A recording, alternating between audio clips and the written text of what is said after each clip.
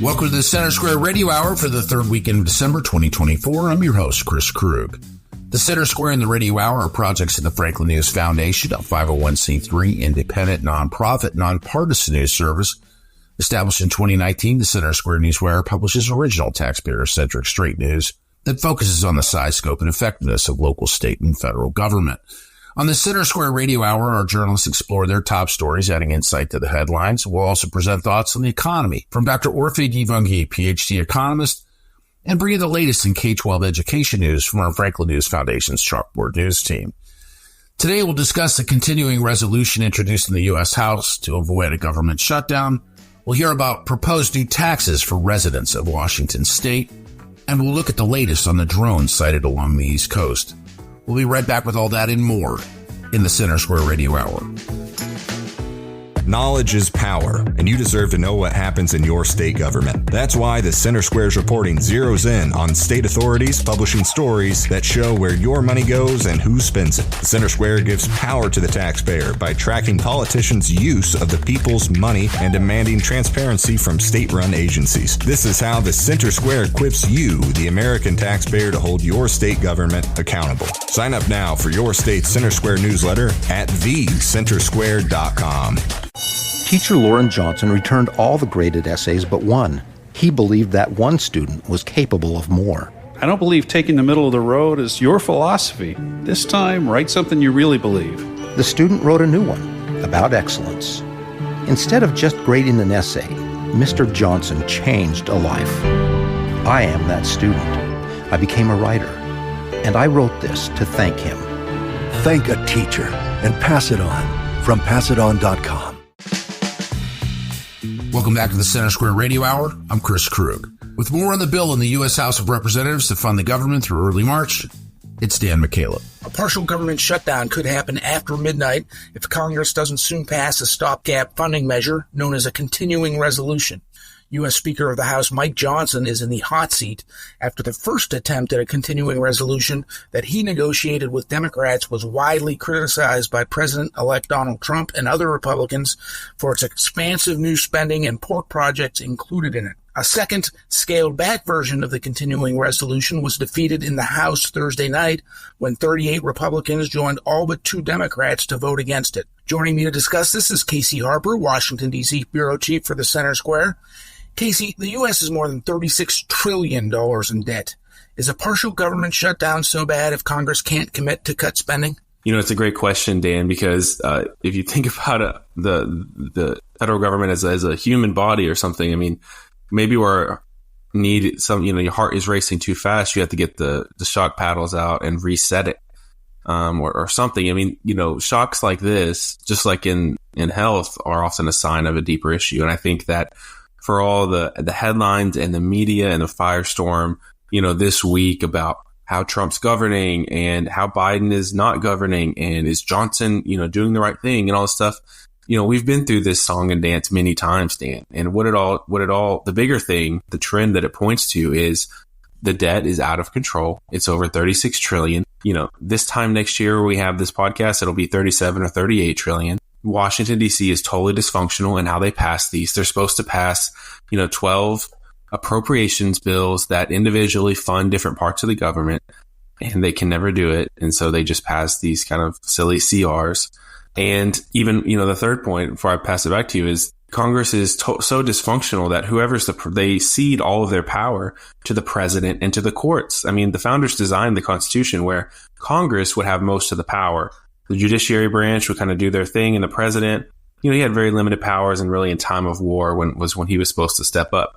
But Congress created the administrative state because they couldn't govern, and they enabled and allowed judicial review to give much of their power to the Supreme Court. So Congress is just deeply dysfunctional. The debt is out of control.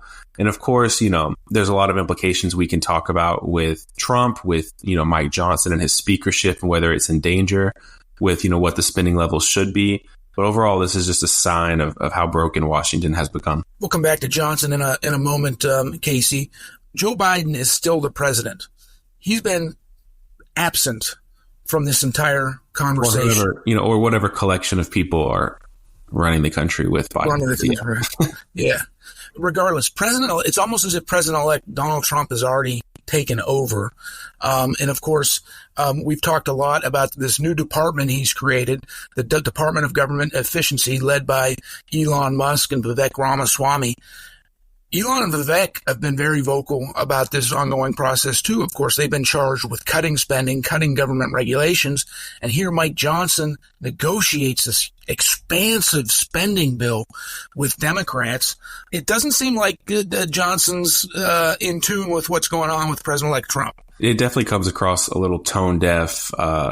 So much of the messaging for Republicans right now has been that Trump has a mandate. I mean, he won a major victory over Kamala Harris. He won all 7 swing states. And that's got to be Trump's message, from his perspective, is mandate, mandate, mandate. Anytime people challenge him, he says, I have the mandate. And so in a sense, he can't allow someone so early on to defy his will, because it really pulls the rug out from under this idea that he has a mandate. And all presidents, kind of get these mandate windows, and who knows how long Trump's will be, but at least 100 days usually. First 100 days, the president has free reign to mostly just put his agenda in action. Now, what complicates this is the point you brought up is, hey, Trump's not in office yet. What is going on here? How is it that he's having more pull and influence than the current president, Joe Biden?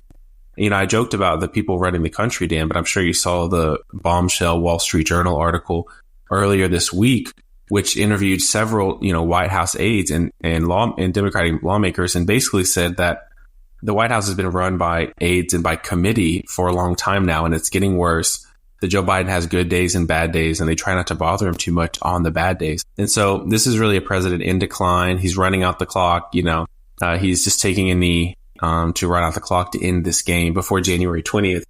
And so that's really created a power vacuum in the U.S., and Trump has more power than anyone right now. He's got the mandate, as I said. And Johnson, it seems tone deaf, because Trump is focused so much about cutting spending. And just to give you I know this bill has changed a lot, Dan, and this is not the current state, but a continuing resolution can be 25 pages long or something, or 125 pages. I mean, not very long. But the one that Johnson first pulled out or laid out earlier this week was over 1,500 pages. So it's not like this was a normal CR that was just a little off. I mean, it was basically getting towards an omnibus spending bill that was called a CR. And I think that's what sparked a lot of the outrage. And of course, Elon Musk himself used the power of Twitter to spark a lot of outrage and get the bill killed. Hey, Casey, we're hearing that a third version of the continuing resolution could be voted on at some point in the House today.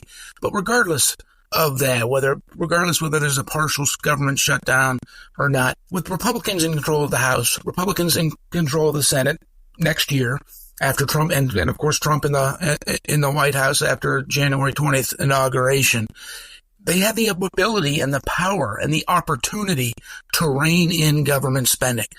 I think it would be a failure if they can't figure out how to do that. What are your thoughts? Yeah, I mean, they don't get these windows very often. I think with all the way that they've been talking so much about government efficiency, it seems like if it doesn't happen now, it's not going to happen for a long time. It might be 10 or 20 years before another opportunity like this comes up. And, if you look at the CBO projections for 20 years out, for instance, it's not pretty. I mean, we'll be spending more on our interest on the national debt than we spend on national defense or anything else.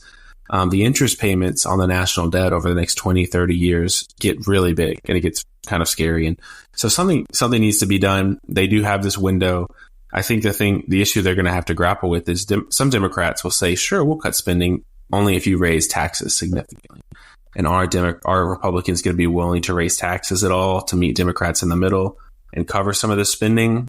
I doubt it. And the problem is, with the slim majority they have in the House, and even really they don't have 60 votes in the Senate, it's going to be pretty hard to do all this without Democratic help. Thank you for joining us today, Casey. Listeners can keep up with this story and more at thecentersquare.com.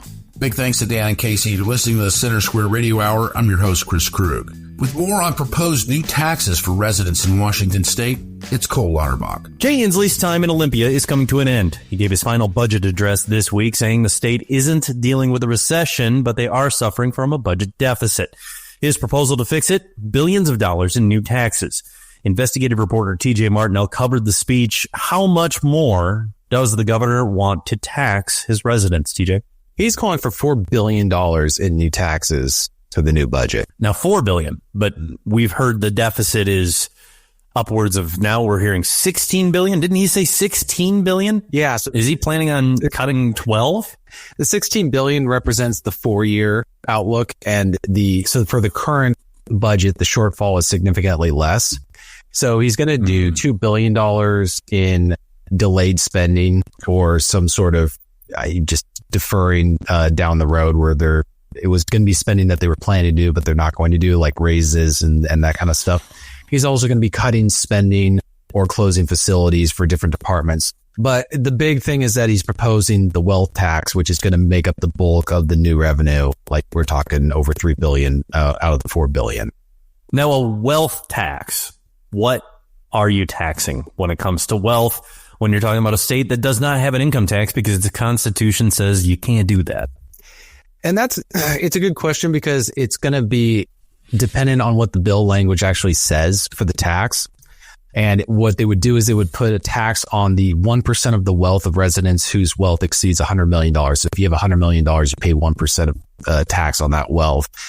And the governor believes that this would affect roughly 3,000 state residents. And they're going to try and tax, from what I understand, all of their wealth, not just the wealth that they have in Washington state, which is going to be interesting. Right. The term worldwide wealth has come up before, and that has been seen largely as a non-starter for people that say, well, for one, you can't tax people's property in other states. And two, you especially can't tax somebody's account down in the Cayman Islands. If they could, the federal government would have tried to figure that out by now and change the law to do so. So in terms of, overall this, we have to remember that this is just kind of a suggestion. Really, it's not for him to do, right? Yeah, it's not for him to do. It's a proposal, and the state budget writers with the Senate Ways Committee have noted that this is a starting point for discussion. So this is a proposal. This is not the final outlook or final policy that they're going to be enacting. But one of the problems with it also is that if they try to make it a property tax, we have a state constitutional provision that requires that all property be taxed uniformly in terms of rates by class. So not only are they going to have to list off every class of property that they're taxing, it's got to be uniform in nature. And our state constitution also has one of the broadest definitions of property, which is all things tangible and intangible subject to ownership. So anything that they're trying to tax that somebody else owns is going to be considered property. So that's going to be another legal challenge that they're going to have to contend with if they want to enact this sort of thing. And with the income tax on capital gains, they called that an excise tax, and that was the way that they were able to get that to get clear through the state Supreme Court. It's very difficult to see how they're going to be able to do that with this by calling it something else, but we'll see what happens. And plus, you have to think that, property in its very nebulous definition in Washington, like all property, has depreciation schedules, has value based on age, on location, and who sets that. And if you get real quiet, you can almost hear the keyboards clattering away of financial advisors across the country ready to properly classify the property that is going to be assessed by Washington, Department of Revenue, Attorney General, whoever, as fully depreciated, and thus negate any other assessment of wealth that they would like to try and tax. Now, Bob Ferguson is going to take over, and he is going to be the one at the helm to either sign or affect or influence this proposal, which it appears as though Governor Inslee is saying this is the big one. What's he said about it? I don't believe he's put out any kind of statement right now. I know that the budget writers, like I mentioned, have put out a very, what I would describe as, they called it a thoughtful and future focused and a budget and a strong starting point for the work in the Senate. So again, Senator Robinson, who's the chair of the Senate Ways and Means Committee, has put out neutral statements so far. without saying whether or not she supports the new taxes or the new spending, but just saying they're going to look at it. The ranking minority member, Chris Gilden, was much more critical, saying that, he's proposing a double-digit spending increase in his first budget when Inslee was first in, and he's basically spending more and more and more every biennium. And so, as he put it, tax and spend to the end.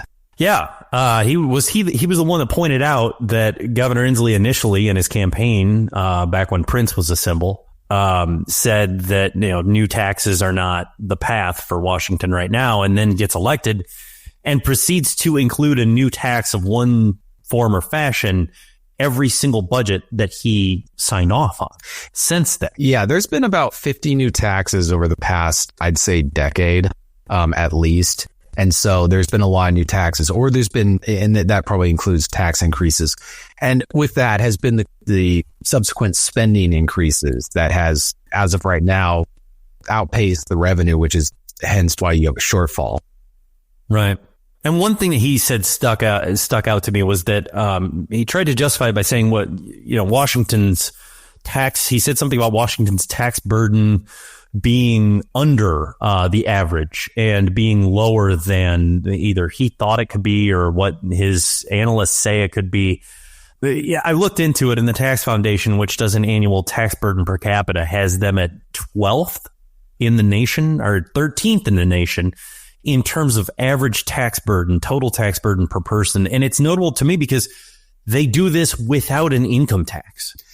There was no other state that even was close to them that had no income tax. That's remarkable.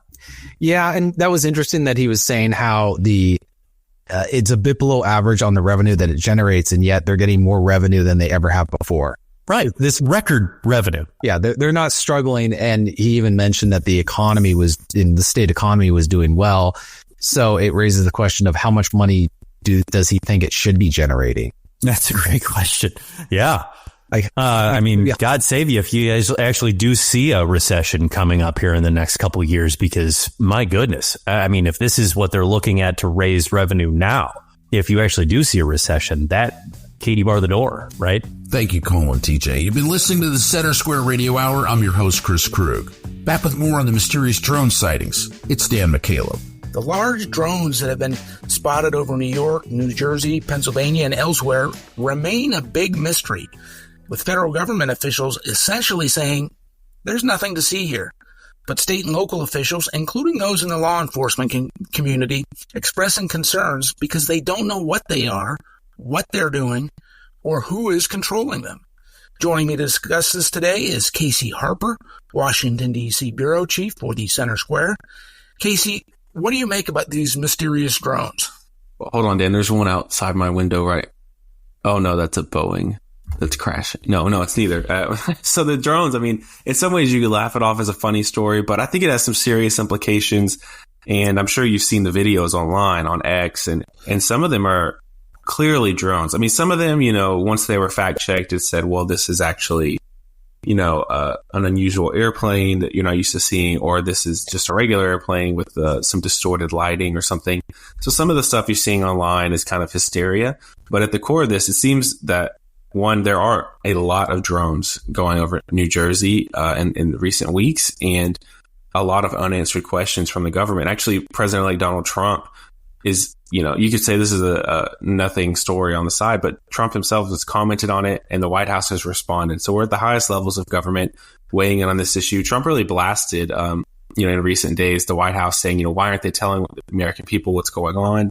They know what it is. They know where they took off and they know where they're going, but they're not telling people. And pretty much immediately, National Security Spokesman John Kirby, he had a press call and he told reporters, we're talking to the American people. Like, he just kind of pushed back on that. He didn't like that assumption. So, I'll read this quote. He said, I recognize that some of the criticism over the last few days has been that we haven't said more of what we know. And he said, that's because we didn't have as much information as we do now. So it's kind of crazy to see the, one of the top national security experts saying, hey, the first few days that we had potentially hundreds or thousands of drones flying over the East Coast, we had no idea where they were coming from. Yeah, that is kind of scary, and it's almost scarier or more worrisome than if the government did know who was operating the drones and what they were doing, perhaps the government itself. The fact that they didn't know or claimed to not have known, that's more worrisome than anything else. You remember, like just last year, 2023, you had that giant weather balloon that flew across the country. That apparently the federal government either didn't know about it or knew about it and decided not to do nothing about it. It was, if memory serves, it came out of China and it flew over some sensitive defense locations throughout the country. And now we're talking about hundreds of drone sightings, and these are supposedly really large, potentially SUV-sized drones, and the government didn't know about it? I don't know. What's more worrisome to you? I think I'm a little more worried that they didn't know about it because, we've seen in the last, couple of years that drones are no longer a sort of hobby for, curious Americans to kind of fly in some pastures somewhere by the interstate. I mean, we've seen, for instance, when Iran attacked Israel, if you remember, they sent, I think it's something like 10,000 drones, or at least thousands. I believe the number was 10,000. You correct me if I'm wrong, but they sent about 10,000 drones to Israel in one of their biggest attacks. And of course, Israel was able to shoot down almost all those. They have a really sophisticated air defense systems, which, by the way, the U.S. does not have nearly anything like what Israel has. Even though we have the capacity to build it, we've chosen not to. So, we've also seen it with Ukraine and Russia in that war, that drones are a big part of the war right now. They're finding soldiers on the ground, dropping grenades on them, dropping different, explosives on soldiers. And so we are fully in the era of drone warfare, Dan. There's no question about it. Drones are military weapons. They're being used all around the world. We have drones that, and I'm not just talking about the big, super expensive drones that we use to, take out terrorists in Syria, Iraq, Afghanistan. Even the kind of smaller drones that you're used to seeing, maybe you could buy yourself. Those are being used in places like Iran, Ukraine. So it's a serious story in the sense that drones are now weapons, and the idea that the government didn't know what it was, setting aside, potential alien invasion. I'm not really team alien invasion just yet. But even if this is all just a misunderstanding and some rich guy is pranking the whole country or something harmless as that, it shows that in some significant way, we're not prepared for a real drone attack. More than a month into the phenomenon, Casey, when the federal government has said nothing to worry about, we're not taking any action, it's not a national security threat, the Federal Aviation Administration did finally take action yesterday, Thursday, when it banned the use of drones over 22 infrastructure sites in New Jersey, and another 29 in New York State for the next 30 days. So they took some step, but it seems a little bit late. I don't know. What do you expect to happen next, Casey? Wrap us up here. Yeah, I mean, I think eventually we'll hopefully get to the bottom of this. I think the government's going to draw it out as long as they can. They move at a different speed, and that speed is slow. So I don't think we're going to get too many definitive answers just yet. Maybe when Trump comes in office, he'll just on a bad news day for him, he'll drop the news. Who knows? But right now, the hardest thing to get from the government has been answers. And so I'm not sure we really know just when they're going to tell us the truth about what's been going on. Thank you for joining us today, Casey. Listeners can keep up with this story and more at thecentersquare.com. Thanks to Dan and Casey for that update. That'll do it for the first half of the Center Square Radio Hour. After the break, we will look at more top stories from across the nation. Is California gaining or losing jobs? What does federal data show about staffing shortages and student performances in K-12 schools? And what are the potential impact of Trump's proposed tariffs? All that and more when we return on the Center Square Radio Hour. Welcome back to the Center Square Radio Hour. I'm Chris Krug. Here are this week's quick hits. Some of the original reporting you may have missed at thecentersquare.com. A new Republican oversight report accuses former Congresswoman Liz Cheney of colluding with witnesses in the January 6th Select Committee investigation that she oversaw. The bombshell report released Tuesday said Cheney should be investigated by the FBI for possible criminal activity for her role in the first committee, which was led by Democrats in the aftermath of the protests at the U.S. Capitol as now President-elect Donald Trump was leaving office in 2021. President-elect Trump lashed out at the judge overseeing his New York hush money case Tuesday after the judge ruled Trump wasn't protected by presidential immunity. On Monday, Judge Juan Merchan denied Trump's motion to dismiss the conviction on grounds of presidential immunity because he said Trump's actions in the case were unofficial and thus not protected by the U.S. Supreme Court's recent immunity ruling. Trump called the order, quote, completely illegal and psychotic, and called the judge, quote, corrupt, biased, and incompetent. Madison, Wisconsin Police Chief Sean Barnes confirmed that no one was specifically targeted in Monday's shooting at Abundant Life Christian School, a shooting which left 3 dead, including a teacher, a teenage student, and the juvenile shooter. On Tuesday, several Madison Metropolitan School District buildings faced false threats in what Barnes described as swatting incidents.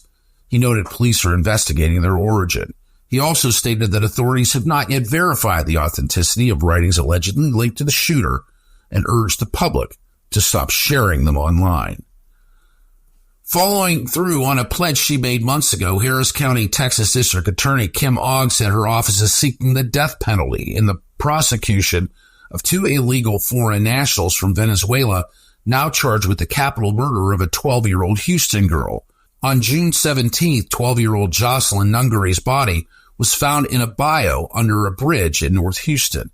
The cause of death was ruled a strangulation, but her body was found bound without clothing from the waist down.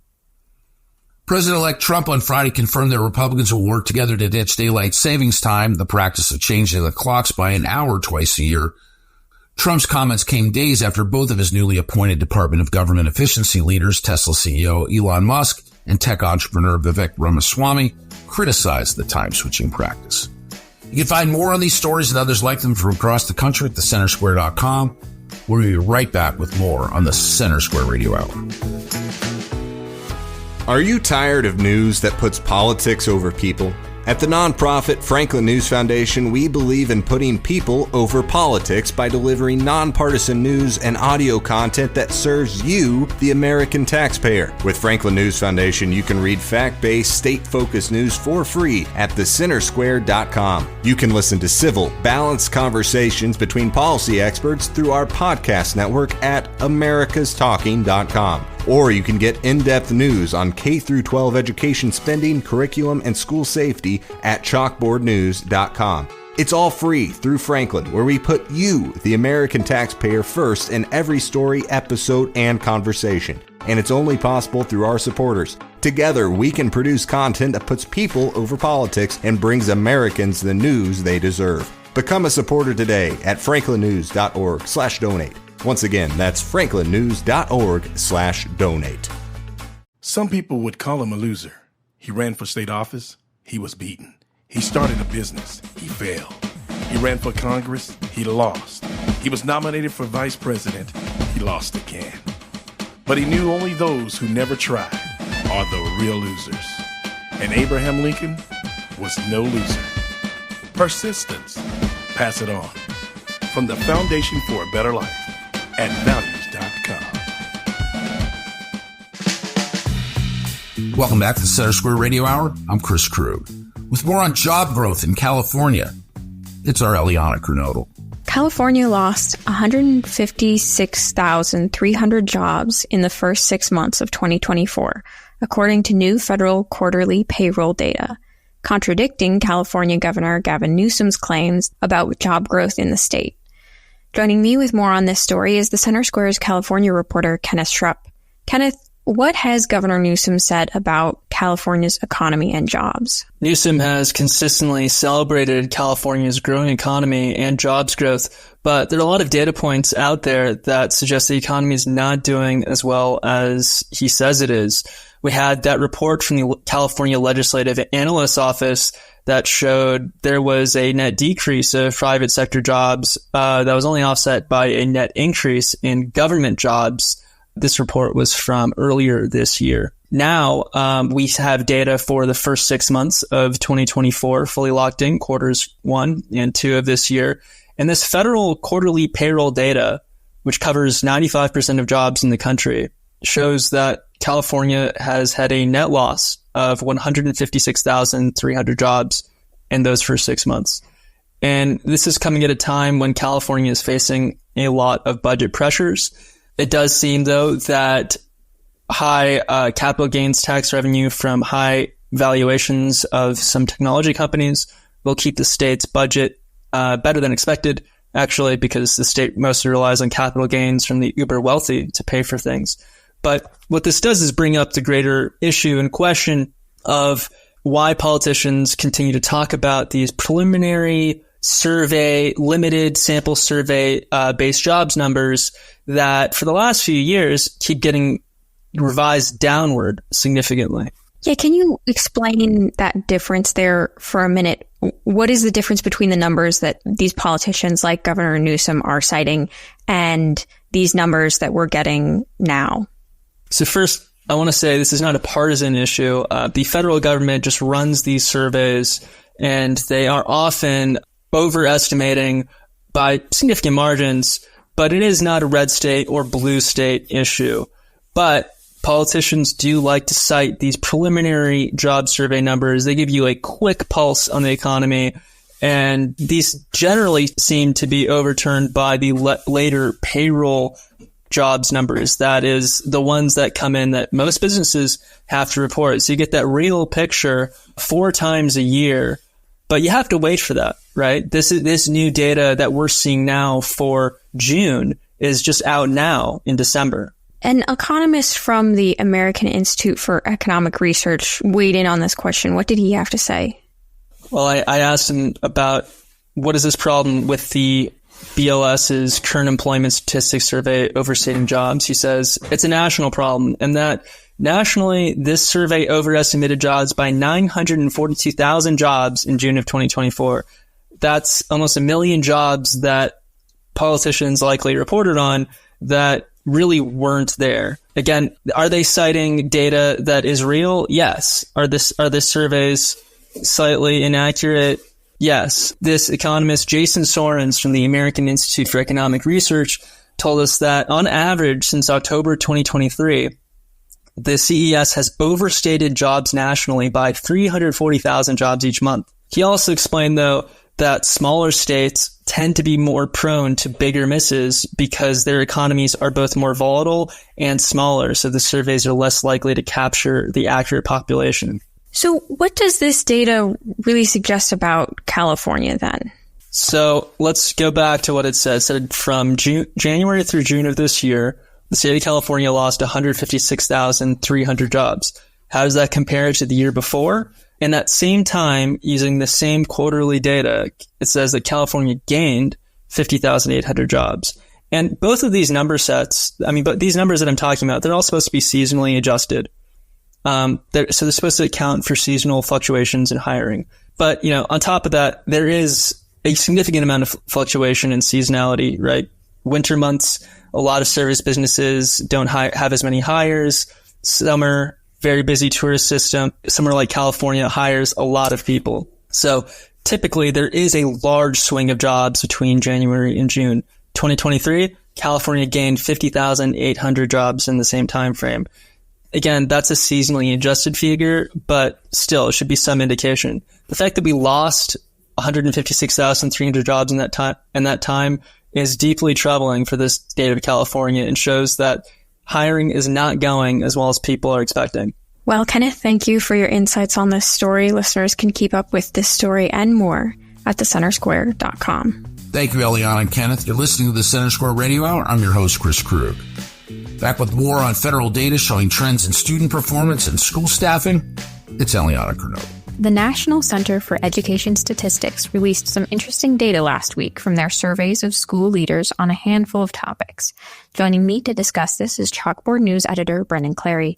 Brendan, what is the National Center for Education Statistics, and what is the background on this survey that they're drawing on? Yeah, so basically the National Center for Education Statistics, or NCES, is like the data clearinghouse for the federal government. So it's part of the Institute of Education Sciences, which is housed in the Education Department. So it is a federal agency, and it holds this kind of data. It has a lot of different kinds of metrics for student achievement, performance, success, a lot of different kinds of data measurements. And specifically with this one, this is called the School Pulse Panel, and it surveys public K-12 schools in the U.S. on these, what it says, high priority education-related topics.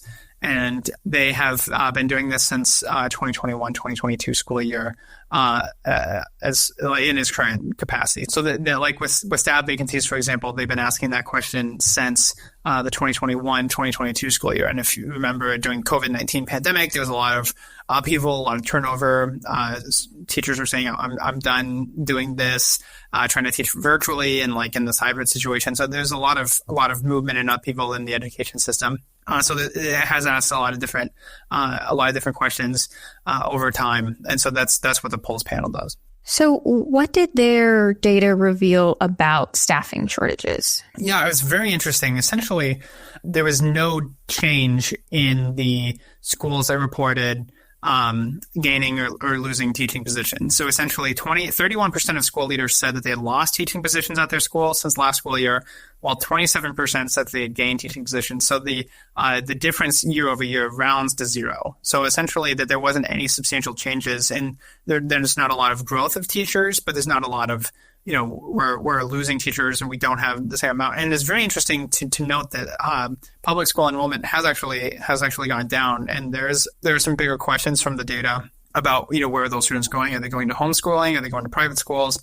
Where are those students? I think another thing to be cognizant of is that in the near future, we're going to continue to see how the birth rate decline is affecting public schools. And so there's going to be schools that school districts that are maybe going to have to look at, okay, are we going to have to close some buildings here? Are we going to have to move resources around because we don't need the number of staff and the number of school buildings because we just don't have the students for those seats? So that's an interesting question that we're going to see, I think, in the light of this.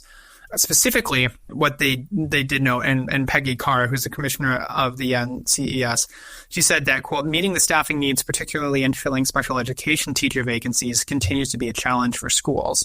So that's something that has perennially been kind of a problem, is that there's enough, there are teachers, and there's not, like a dearth of elementary school teachers, for example, but there are specific subject areas where there might be challenges in trying to hire somebody. And so like in a rural school district, for example, trying to find somebody to teach special education or in, a certain kind of science, that sort of thing. Now, it is interesting to note that the 50% of school leaders reported feeling understaffed, while 97% of teaching jobs are filled. So that's something to note, I think, is that technically, the NCES is saying that despite these superintendents saying that they feel understaffed, which is, sort of a subjective measurement of like, how do you feel?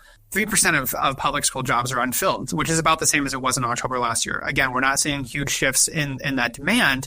So that kind of makes you wonder, okay, what else is going on? Why does it feel like schools are so understaffed? Is it because there is a big push towards administrative positions, and that's one of the things that is taking up a lot of funding, is that, there's a lot more legal hoops to jump through for schools?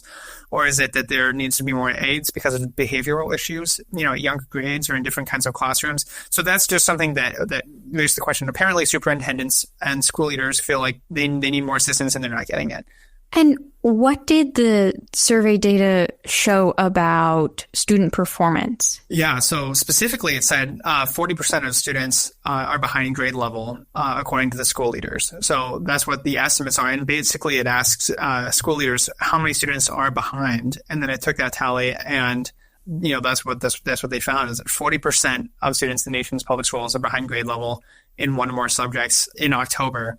And that was down 7% from the 2022-2023 school year, but still 8% higher than before the pandemic. So we've made these gains since the 2022-2023 school year, but it's still 8% higher in terms of this is how many students are behind academically than before the pandemic. So it's just, I think it's just another testament to here's where school leaders say we are in terms of educational recovery, and that we're not there yet, right? Before the pandemic, school leaders estimated that 30% of students, almost a third, were behind grade level at least one area.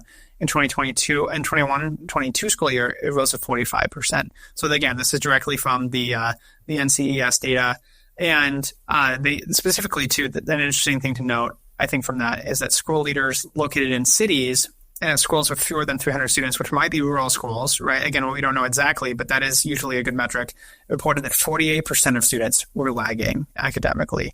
So it's higher in some specific areas. So again, like the COVID-19, when the closures sent people home to be online sent students home to be online, it was not equal in who it impacted, right? And so that's something that we've seen in a lot of these different kinds of nationwide test studies. Is Black students were harmed. Their test scores were lower, right? They needed that time in the classroom. They didn't get it. And some of these, other economically disadvantaged students, again, they saw the similar kind of inequitable outcomes based on, the COVID-19 pandemic. To bolster my point about that inequitable outcomes from the COVID-19 shutdowns is that the data showed that school leaders were more likely to say students from low-income families in schools where the population was 76% or more students of color were behind, with 52% of those students estimated to be behind where they should be. So that was by far the highest number of those populations were equal, those low-income families or where students of color were 76% or more of the student body, they were equally likely, and again, 52% behind grade level, right? So again, we're seeing those kinds of effects still from the COVID-19 pandemic. So we've got a long way to go, I think, in terms of getting back to where we were beforehand. Well, Brendan, thank you for your insights on this story. Listeners can keep up with this story and more at chalkboardnews.com. Thanks to Eliana and Brendan for that update. You're listening to the Center Square Radio Hour. I'm your host, Chris Krug. If you listen to the Everyday Economics podcast, you know that we have been talking a lot about tariffs over the past few months. Joining me for an update on the subject, it's PhD economist, Dr. Orphe Divounguy. Dr. O, ripped directly from the headlines at CNBC was an interesting story coming out of China. And the headline reads, China signals readiness to mend ties with U.S. ahead of Trump inauguration. So, there's been an awful lot of conversation about, what amounts to be, global economics, with the change to the new administration. President-elect Trump has said that, among the tactics that he intends to use and, would be tariffs. And, some of the tariff, rates they're pretty high. And specifically as it pertains to China, 60% was what he lobbed out there. That's right. That was just crazy. By the way, look, the man does know how to get a headline. It's, 60% tariff if I'm China, I'm sitting there going, what? How, so, I believe he has their attention, based upon, things that we have been hearing. And certainly this headline would serve to validate that. Yeah, look, we haven't done our homework in the sense that I didn't go out and look at the impact of these policies myself. What are other people saying? And we can't really speculate. We don't know what the new administration is going to do. I don't want you to speculate at all. So what are you hearing, and what are you hearing from others? Absolutely. The economics are very simple, right? Potentially inflationary, and could actually hurt the economy. So I got the great work at Yale University's budget lab, where they just kind of simulated all of these proposals, and there isn't a single one of them that would actually be helpful. You got a 10% broad tariff, 60% on China. A no retaliation scenario would push the price level up by 1.6%, 1.6 to 1.7%. Big decline in real disposable income per household. Sure. Of, $2,400, $2,600. Those are real numbers. People need that money, right? And it's and if you got the retaliation scenario, it's even worse. Same thing with Mexico. So, just not good policy, right? And, the loss in average disposable income from the price increases would be equivalent to $2,000 to almost $8,000 per household. right? The loss in purchasing power. But, but here's the thing. All right. I mean, and it's like, these are tactics. I mean, these are non-implemented policies. Yeah, exactly. The man hasn't been inaugurated. Exactly. Right. But here's the problem, right? The big issue is that markets are forward looking. Yes. And when you float policy ideas, it usually has an impact, a direct impact. If the market starts to believe it, right, then interest rates adjust. Yes. Everything adjusts. All of our decisions adjust as a result. Right. So I think that's the problem, right? We saw interest rates increasing a lot in November, right after the election, just because of some of the proposals that are out there, right? So anyway, that is kind of all I can say about that. But ultimately, tariffs are a terrible idea. I don't know of any.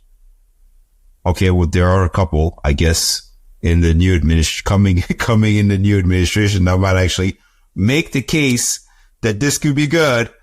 I have to be like, prove me wrong. Bring it in. Prove me wrong. Send me the data. Send me the model. Right? The models are just assumptions. I want to see those assumptions that get you there, because I just don't see it. Well, that's right. And I think that's the broader point that I'm trying to make. At this point, I think you have, like pretty much every think tank that does analysis on economics looking at a full implementation of the things that Donald Trump has been talking about. Every president for the longest time has said, at least since 2000, at least, right, has said, hey, we're going to bring back manufacturing into the U.S. Right. And I just feel like this is this false promise, right? Like we heard it time and time again, and the world has changed. Let's just accept that and move on. There are great things that we do in this country that we do really, really well. And there are things that are better off done elsewhere. That's it. I mean, look at our iPhones. All of the ingenuity that it's put into this iPhone, produced right here in the United States, and then all of the assembly takes place somewhere else. And that's okay. It made the iPhone really cheap. I have a computer in my pocket. I can I could work from home. I could work from my car. It's amazing, right? Why would we want to change that? Well, I'll tell you, this is a story that has legs, and it will continue to evolve. And my recommendation would be to everybody to just chill. Let's just see how this unfolds. I mean, I know that the forecasters have to do the forecasting. Otherwise, what are they doing? I mean, they're kind of out of a gig. There's a lot to be determined here. That'll do it for another week of the Center Square Radio Hour. The Center Square Radio Hour is a production of America's Talking Network, produced by Eliana Kernodle. If you missed some of today's show, you can find it at americastalking.com. I'm Chris Krug on behalf of everyone at Franklin News Foundation. Thank you for listening to the Center Square Radio Hour.